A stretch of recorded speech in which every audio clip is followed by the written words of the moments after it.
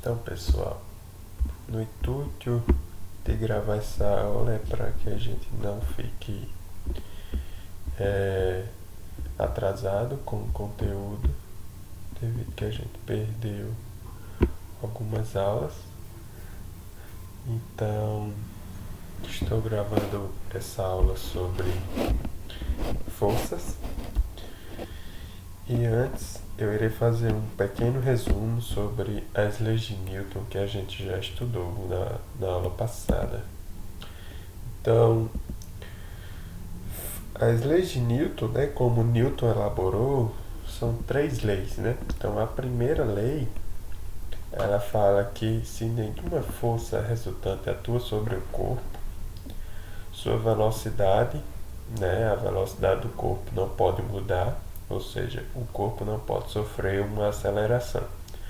Então, essa lei ela é bem simples e ela diz que se uma partícula no espaço ela não está sujeita a nenhuma força, então a velocidade dela não pode mudar, ou seja, se ela está em repouso com velocidade nula, ela vai continuar em repouso com velocidade nula, ou se ela tiver em movimento com velocidade constante, ela vai permanecer em movimento com velocidade constante. Então, sua velocidade não muda. Isso significa dizer o quê? Senão ela não muda a sua velocidade, ela não pode sofrer uma aceleração. A segunda lei de Newton também é aplicada aos corpos, né? E ela diz que a mudança do movimento que um corpo sofre é proporcional à força motriz impressa e ocorre na direção da linha reta em que essa força é impressa. A gente pode encontrar várias formas de enunciar essa primeira e a segunda lei, mas nesta segunda lei fala explicitamente que se a força motriz impressa no corpo se uma força motriz é impressa no corpo, obrigatoriamente vai ocorrer mudança de movimento. O que significa dizer mudança de movimento? Significa dizer que o corpo ele estará acelerado, ou seja, ele não estará com velocidade constante. A sua velocidade obrigatoriamente muda. Então, nós temos que nessa segunda lei, isso diz que se um corpo está no espaço, ele e alguma força atua sobre ele, então obrigatoriamente esse corpo estará acelerado. Isso é uma consequência da segunda lei de Newton. E ela diz mais, ela diz que a mudança de movimento ou aceleração ocorre na direção da linha reta em que essa força é impressa, ou seja, se a força é impressa em um dado sentido e direção, a aceleração estará naquele mesmo sentido e direção. Ok, então é importante lembrar, né, dessa observação da segunda lei. A terceira lei de Newton, né, ela vem falar sobre interações entre corpos. Então a primeira lei fala sobre o estado do corpo, que ele pode estar em repouso ou em movimento, né? Isso vai depender se alguma força está atuando sobre ele. A segunda lei vai falar sobre a condição que o corpo está, né? Se ele está numa condição acelerada, isso significa dizer que existe uma força atuando sobre ele. E a terceira lei diz que para cada ação existe sempre uma reação igual e contrária, ou seja, as ações recíprocas de dois corpos, um sobre o outro, são sempre iguais e dirigidas para partes contrárias. Isso significa dizer que no momento em que dois corpos interagem, né, um dos corpos aplica uma força no segundo corpo e ao mesmo tempo, no mesmo instante, o segundo corpo reage também a essa força, aplicando também uma força ao primeiro corpo. Então nós temos a famosa terceira lei de Newton, que resumidamente se chama ação e reação. Nós vimos que uma consequência de um movimento em que eu tenho um movimento circular, eu tenho uma aceleração associada a esse movimento circular devido à variação do vetor velocidade. Por mais que o vetor velocidade V, essa expressão, ele é constante, mas porque ele muda de direção no movimento circular, eu possuo uma aceleração, e essa aceleração é chamada aceleração centrípeta, e devido ao corpo que está em movimento circular possuir uma aceleração centrípeta, obrigatoriamente existe uma força, e essa força chamada força centrípeta, ela é dirigida para o centro.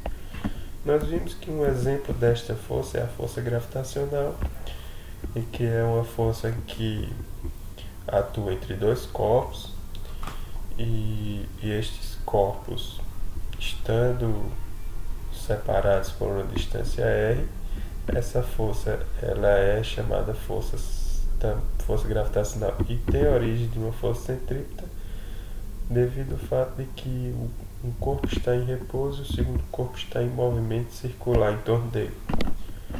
Então, Newton obteve esse resultado, que a força gravitacional entre dois corpos é dada por essa expressão 2.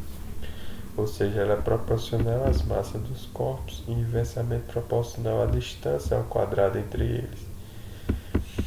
E existe um fator de proporcionalidade que dá a intensidade dessa força, e essa constante é chamada de G, e nós denominamos de constante gravitacional.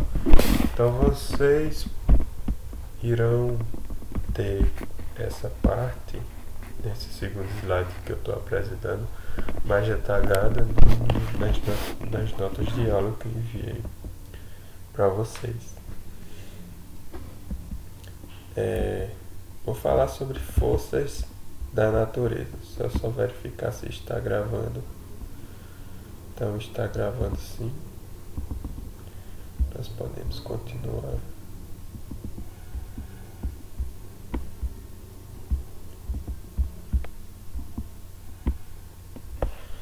Então, na natureza só existe apenas 4 tipos de força. Então, por mais que a gente fale de várias forças mais adiante, na natureza só existe quatro tipos de força que nós chamamos de forças da natureza. Ou nós podemos também chamar de interações fundamentais. Então, essas forças podem ser apresentadas de acordo com o seu grau de intensidade. O que significa isso? Significa dizer que existem forças mais intensas do que as outras. Ou seja, existe uma força que tem uma intensidade maior, uma segunda força vai ter uma intensidade menor, uma terceira força vai ter uma intensidade muito menor, entendeu? Então, essas forças elas são constatadas e foram observadas, e elas possuem algumas peculiaridades, como eu vou apresentar mais adiante. Então, a primeira força que nós já estudamos e foi apresentada é a força gravitacional. Então, essa força gravitacional foi descoberta por Newton e ele chamou de gravidade, né? Isso está relacionado a uma força de atração entre dois corpos e que sempre irá existir, dado que esses dois corpos possuam massa. Então, se os dois corpos possuem massa, eles vão ser atraídos gravitacionalmente por uma força chamada força gravitacional. Então, essa força, ela tem a característica de ser de longo alcance e alcance infinito, ou seja, vocês vejam que ela é inversamente proporcional à distância, mas por mais distante que estejam os corpos, eles vão estar sendo atraídos gravitacionalmente. Embora que essa interação seja bem pequena se eles estão muito distantes, mas eles vão estar sendo atraídos. Então essa força tem alcance infinito. e a chamada força gravitacional. A segunda força que a gente também estuda, mas estuda bem mais adiante, é a força eletromagnética.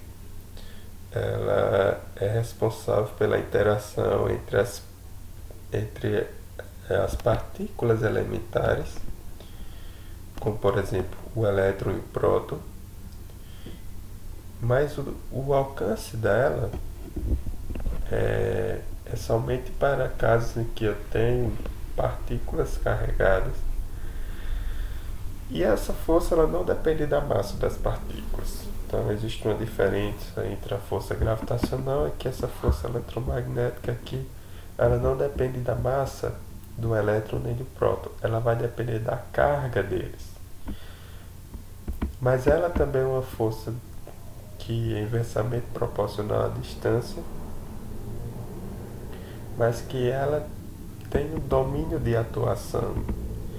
Como por exemplo, se eu tenho um corpo que possui prótons e elétrons, de tal forma que a quantidade de prótons é igual à quantidade de elétrons, eu vou ter que, em média,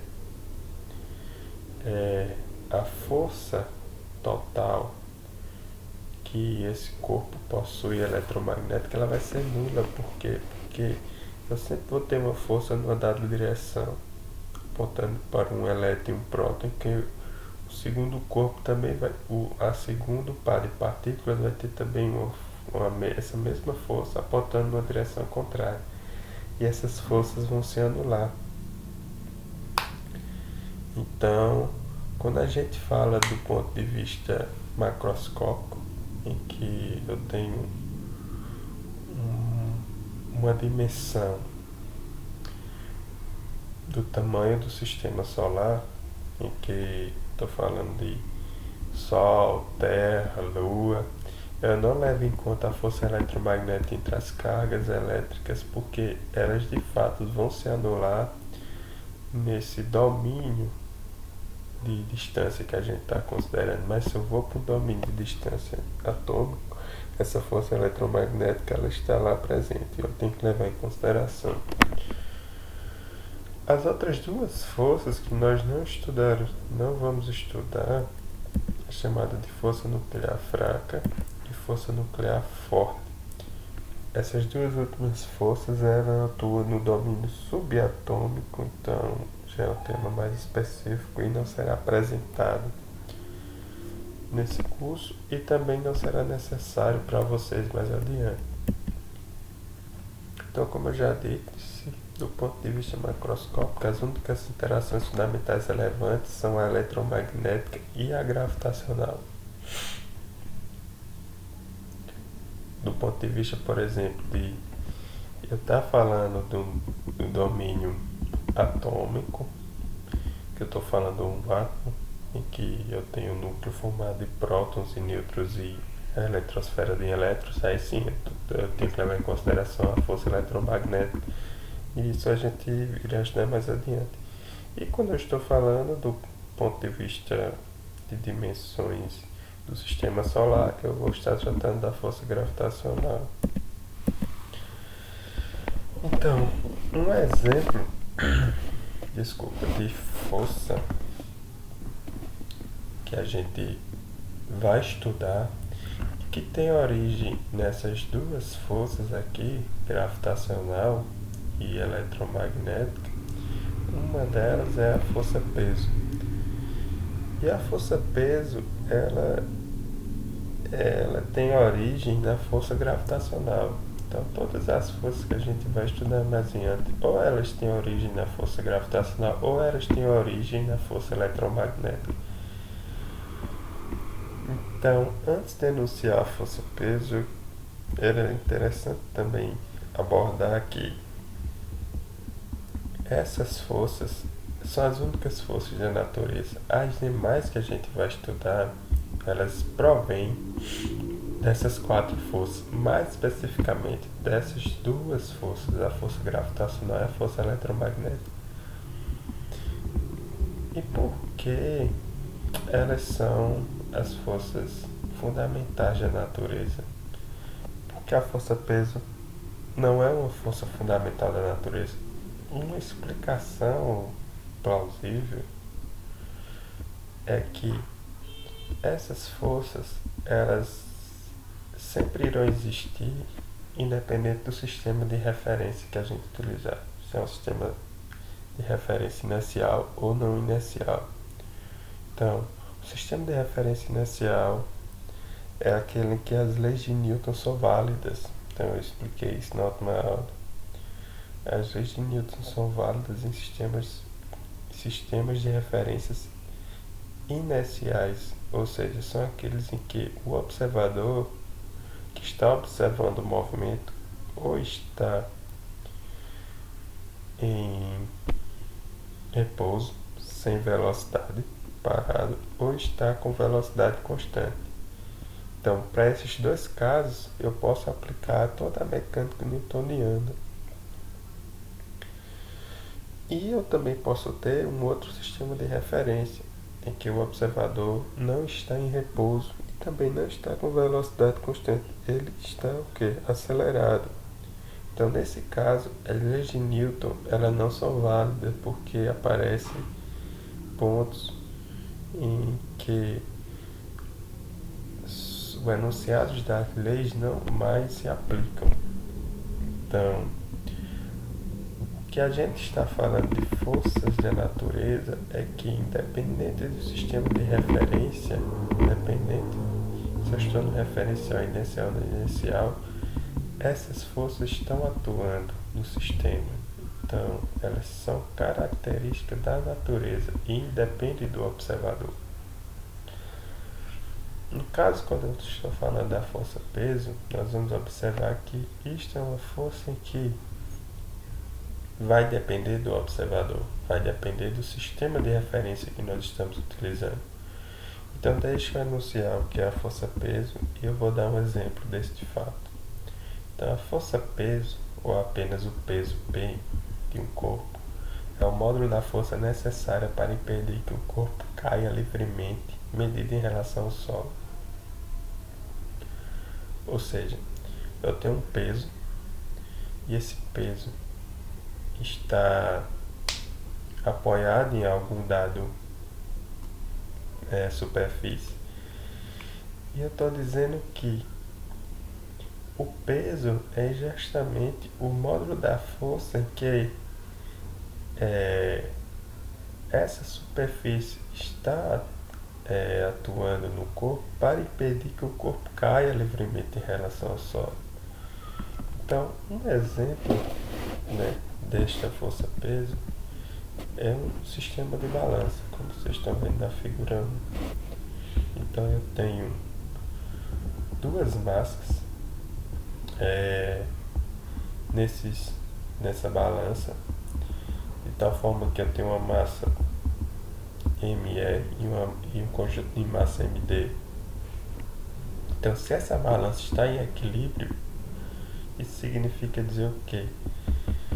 Que a força que a Terra está atuando nessa massa ME, que é a força gravitacional, que eu calculo como sendo massa vezes a aceleração, que nesse caso é a aceleração gravitacional G.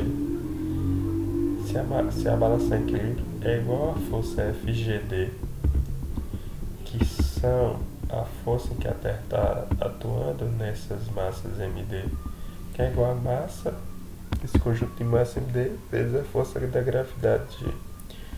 Então, neste caso, como o sistema não está caindo livremente em relação ao solo, ele está em repouso, eu vou constatar que a força-peso é identicamente igual à força gravitacional.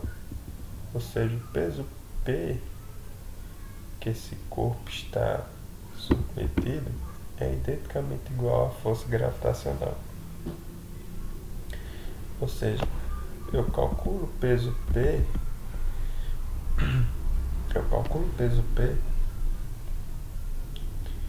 pela simples expressão de massa do corpo vezes a aceleração da gravidade. Mas por que não chamar de força gravitacional, já que a expressão matemática é igual à força gravitacional? E vocês vão encontrar mais detalhadamente esse cálculo nas notas de aula. Pelo simples fato que isso aqui não é uma força da natureza. Aqui é uma força peso e depende do observador. Então eu vou dar o seguinte exemplo para vocês. Quando vocês estão observando uma viagem espacial em que uma dada nave espacial entra em órbita na Terra e lá vocês observam que os astronautas e os objetos que eles soltam da mão, eles praticamente flutuam na nave. Essa explicação não é porque não existe gravidade. Existe gravidade sim. Ela é diferente na Terra, mas ela não é muito diferente. Mas é porque os astronautas e essas massas estão em queda livre a todo instante. Então eles estão sempre caindo em torno da Terra. Com que aceleração? Com aceleração que é praticamente igual à aceleração gravitacional aqui próximo da Terra. Mas por que para eles os objetos ficam em repouso? Ou eles flutuam? Praticamente eles ficam em repouso. Porque eles estão em um referencial acelerado. Então eles não estão em um referencial inercial com velocidade constante. Eles estão em um referencial e eles soltam o objeto. Eles soltam o objeto da sua mão num sistema de referência que não está com velocidade constante nem repouso, que está com a aceleração. Então, os objetos em que, no momento que eles soltam, e o observador, que é uma câmera acoplada à nave, que também está no referencial acelerado, vai constatar o quê? Que nesse caso,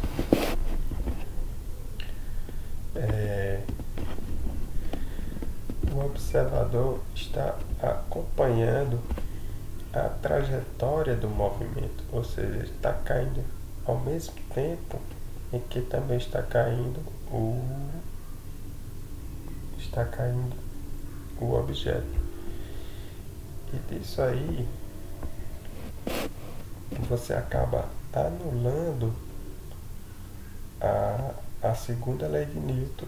Por quê? Porque ela é válida apenas em referenciais inerciais. Então, quando eu passo para um referencial não inercial, eu chego a uma conclusão que nesse caso não existe força atuando no sistema, a força se anula. Então, a força peso, nesse caso, ela é anulada. E aí é como se os observadores mesmos eles não sentem o seu peso, eles estão de fato flutuando. Então, o peso é uma consequência aparente e relativa, que depende do sistema de referência. Se eu estou no referencial acelerado, eu posso estar numa situação de peso nulo, como esse exemplo da nave e dos objetos lá que estão flutuando na nave. Mas existe uma explicação também do porquê os objetos também não estão parados. Estão em repouso, já que eles estão no referencial sempre em queda livre. Estão sempre no referencial acelerado. E nesse fato, a força que está atuando neles, para nós, sabemos que de fato é a força gravitacional, porque nós estamos no referencial inercial, considerando que a Terra está em repouso. Mas para eles não, para eles que a nave, uma câmera acoplada à nave está no referencial acelerado. E aí eles observam que os objetos astronautas deveriam estar totalmente em repouso, porque eles estão livres de forças. Porém, eles não estão em repouso, eles têm um pequeno movimento, um pequeno deslocamento. E essa explicação é porque, além da força que a Terra está atuando sobre a nave, que a única força que nós estamos considerando para explicar esse fato, existem outras forças de atração, que são a força que a Terra, a força que a Lua está exercendo na nave, a força que o Sol está exercendo na nave. Então nós, a princípio, estamos desconsiderando essas forças, mas essas forças têm que ser levadas em conta para uma descrição total do movimento. Então existem forças, por mais que pequenas devido à distância, elas estão agindo, mas elas agem com intensidade bem menor do que a força que a Terra está exercendo. Então elas atuam como uma pequena perturbação no sistema. Então por isso os objetos e o astronauta eles não ficam completamente em repouso. Outro tipo de força, né, que nós estudamos mais adiante é a força normal. Então podemos enunciar a força normal como sendo aquela em que um corpo que está em uma dada superfície, esse corpo ele exerce uma força sobre a superfície e a superfície, ainda que aparentemente rígida, se deforma e empurra o corpo com uma força normal Fn. Essa força Fn ela é perpendicular à superfície. Então isso é uma explicação plausível para a força normal, de que ela é sempre perpendicular à superfície, ou seja, sempre que eu tiver o corpo em cima da superfície, esse corpo vai estar exercendo uma força na superfície, e essa superfície ela também vai responder à atuação dessa força através de uma força normal, nós definimos que ela é perpendicular à superfície. Se nós formos mais rigorosos, nós vamos ver que a origem dessa força normal é a força eletromagnética, que ela se dá entre a interação entre os átomos do corpo e a superfície. Mas macroscopicamente nós sempre teremos essa força atuando, que nós chamamos de força normal. Então, como exemplo, né, nós temos essa figura 2, em que eu tenho um bloco suspenso em uma mesa. Então a gente observa que existe a força gravitacional, que nesse caso é a força peso do bloco, chamada, que nós denominamos por Fg, pode ser P, e como uma resposta a essa força, a superfície exerce uma força normal nesse bloco. Aqui na figura 2b, nós temos o diagrama aqui de corpo livre, que mostra que essas duas forças elas possuem a mesma intensidade e elas se cancelam, né? Isso é uma consequência da terceira lei de Newton. Vocês viram que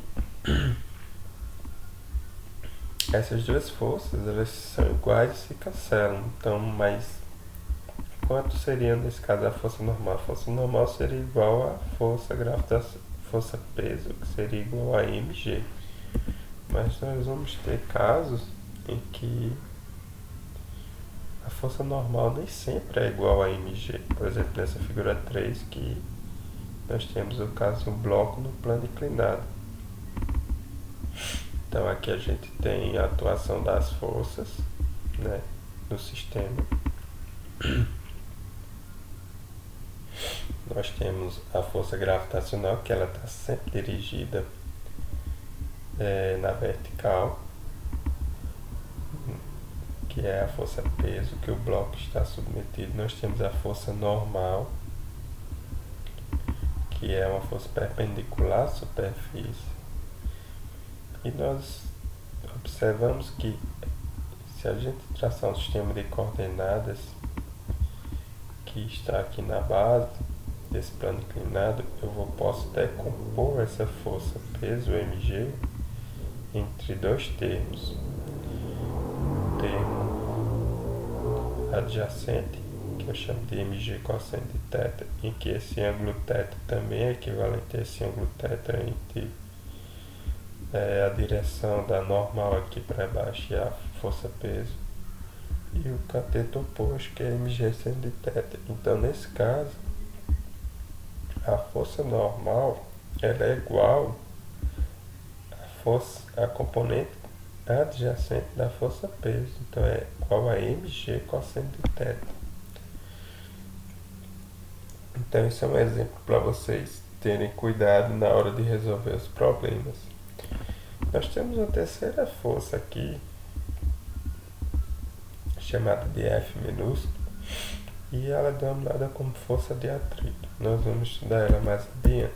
Então, a força de atrito, ela atua como uma resistência ao movimento quando o corpo é movido sobre uma superfície.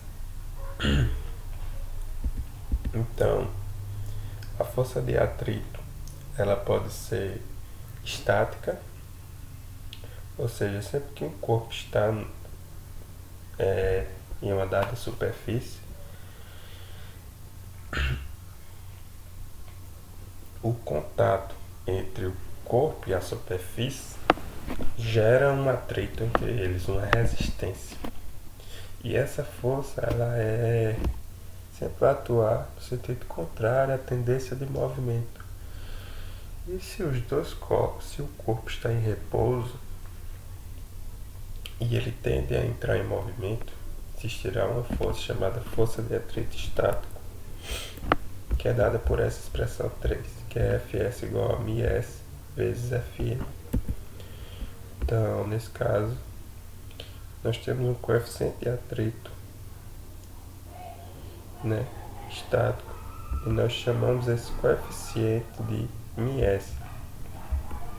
Vocês observam que o que aparece aqui é a força normal, que é justamente devido ao fato que o atrito está relacionado à interação entre as duas superfícies. E enquanto essas superfícies interagem,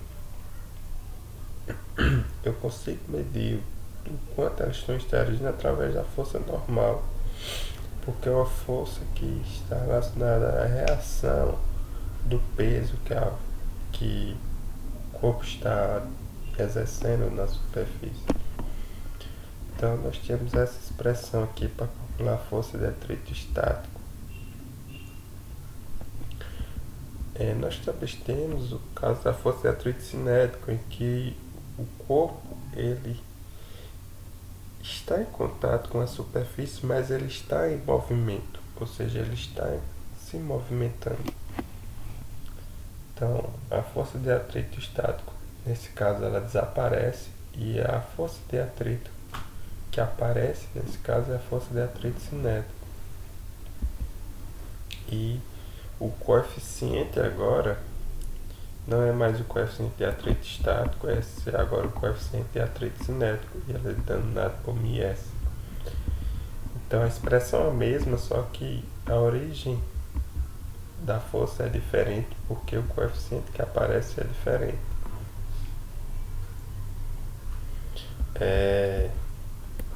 Aqui está um exemplo que a gente pode observar a força de atrito. Então, quando o corpo está em repouso, nós não temos, e numa superfície plana, nós não temos força de atrito. No momento em que uma força é aplicada no sentido horizontal e tende a colocar o sistema em movimento, mas o sistema não entrou em movimento, a massa aqui não entrou em movimento, então a atuação de uma força no sentido contrário, que é força de atrito estático.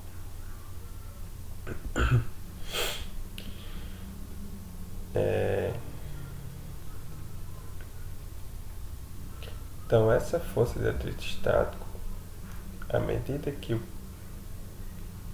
corpo não entrou em movimento ainda, em que ainda existe uma força F maior que atuando, eu estou dizendo que essa força de atrito estático está sendo maior do que essa força de atrito, que essa força que está sendo aplicada no corpo.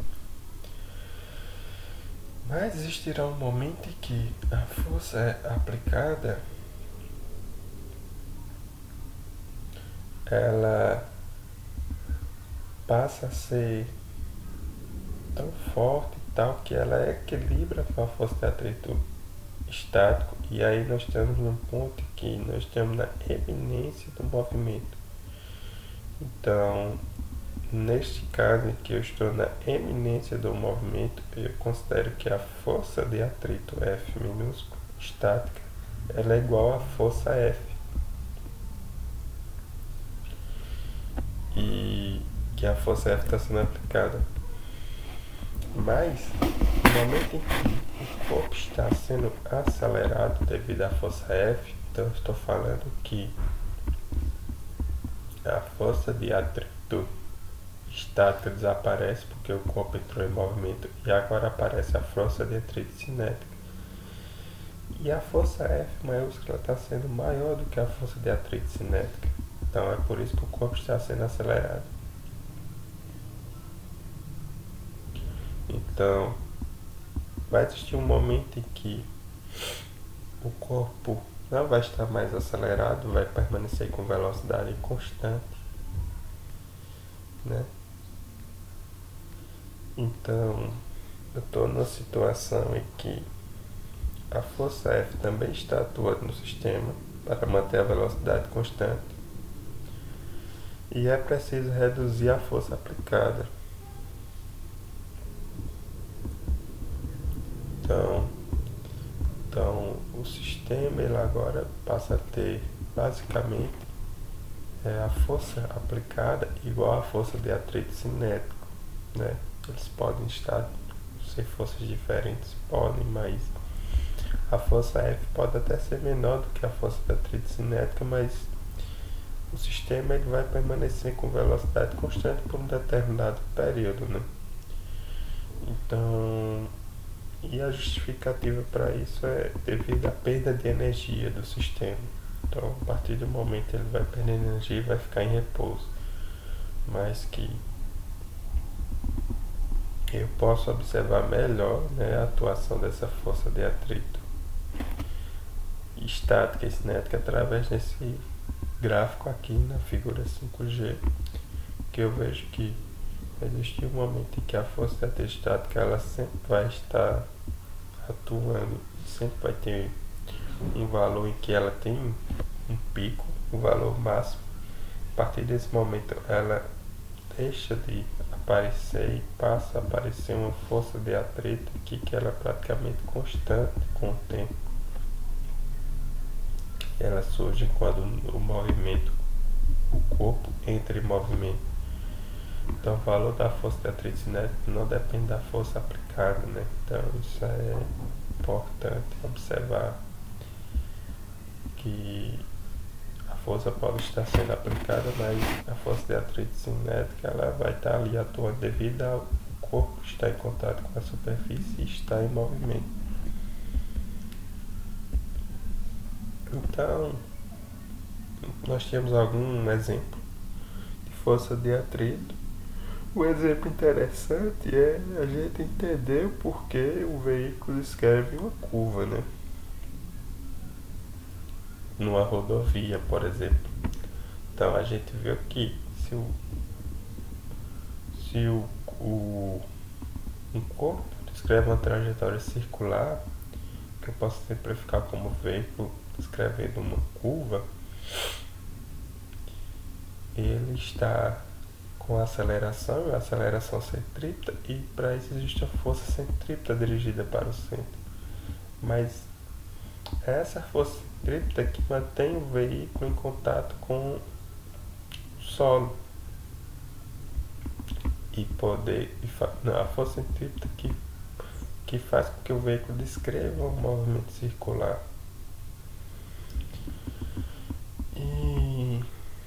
E quando nós estudamos a força centrípeta, nós demos o exemplo do sistema Terra-Sol, em que a Terra gira em torno do Sol, e a força gravitacional que mantém a Terra em órbita em torno do Sol. Mas nesse caso, não é uma força gravitacional, mas é uma força que tem origem da interação entre os pneus do veículo e a superfície. E isso é uma força de atrito.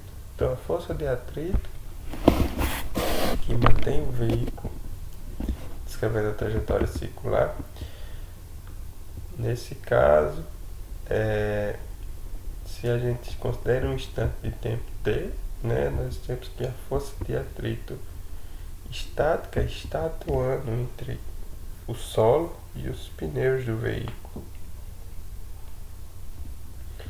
Então,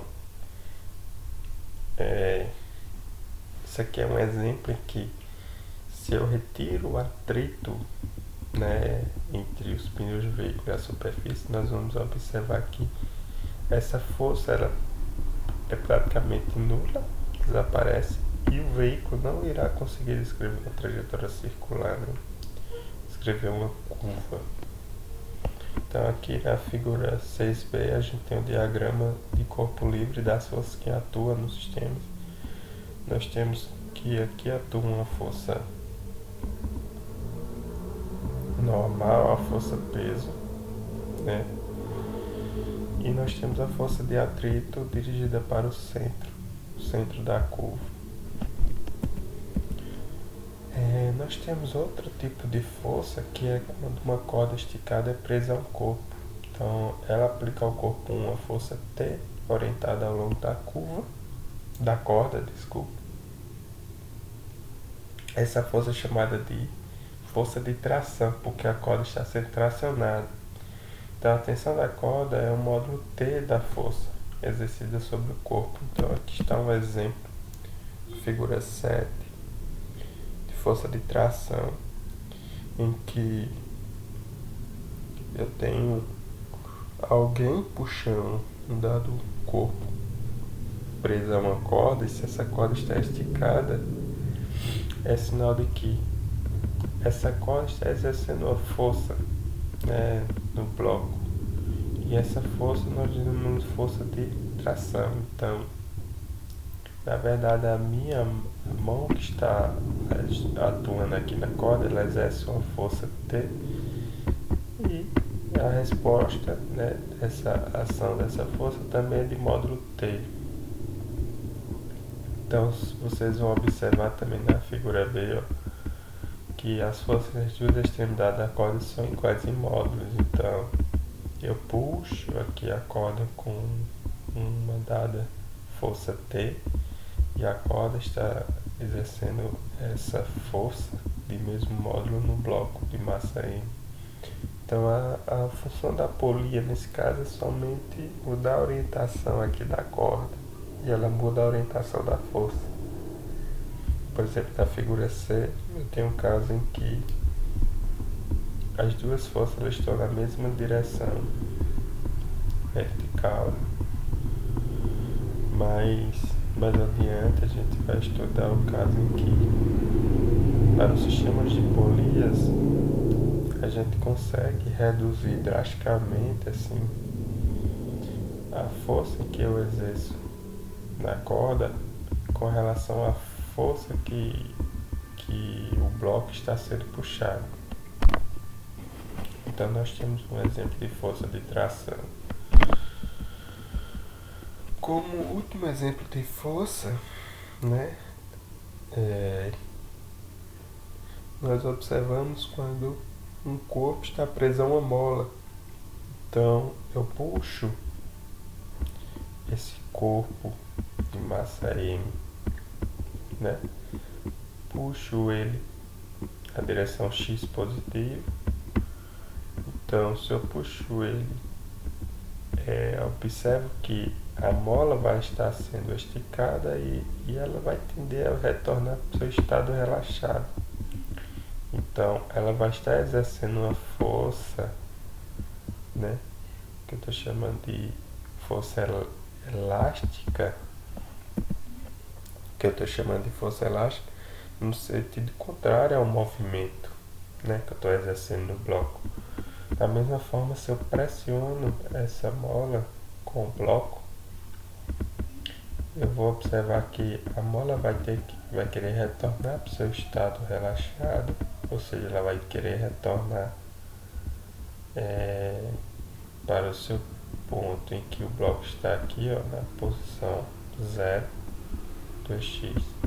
Então ela vai exercer uma força contrária ao movimento, que é uma força na direção de x positivo, enquanto o deslocamento é na direção de x negativo. Então eu estou estudando a força elástica, e para uma boa aproximação para muitas molas, consiste em supor que a força Fs é proporcional ao deslocamento d da extremidade livre, a partir da posição que ocupa quando a mola está no estado relaxado. Então eu estou medindo esse deslocamento d com relação ao estado relaxado, ao ponto de equilíbrio do sistema. Então nesse caso a força elástica é dada por Fs é igual ao sinal negativo menos uma constante K vezes o deslocamento, né, que ocorreu quando eu mudei a posição do corpo do bloco. Então a equação 5 é conhecida como lei de Hooke, em homenagem a Robert Hooke, cientista inglês do final do século XVII, né? Então isso é uma equação empírica que ela vem da observação da parte experimental. Ele observou experimentalmente que as forças elásticas tinham essa expressão matemática. E o sinal negativo na equação 5 indica que o sentido da força elástica é sempre oposto ao sentido de deslocamento da extremidade livre da mola. Então, o sinal negativo está dizendo que a força está atuando no sentido contrário ao movimento. Então ela está atuando no sentido em que, se a tendência do movimento é para comprimir a mola, então a força elástica está atuando no sentido contrário a essa compressão, e assim também para o caso em que eu estou causando uma extensão na mola. Pessoal, então esses seriam uns exemplos de forças que eu queria apresentar para vocês. Foi praticamente apresentar conceitualmente mesmo a origem dessas forças. A gente pode trabalhar exercícios com relação a essas forças, que será realizado em breve nas próximas aulas. Então nós temos algumas referências bibliográficas para vocês estudarem o conteúdo. E é isto.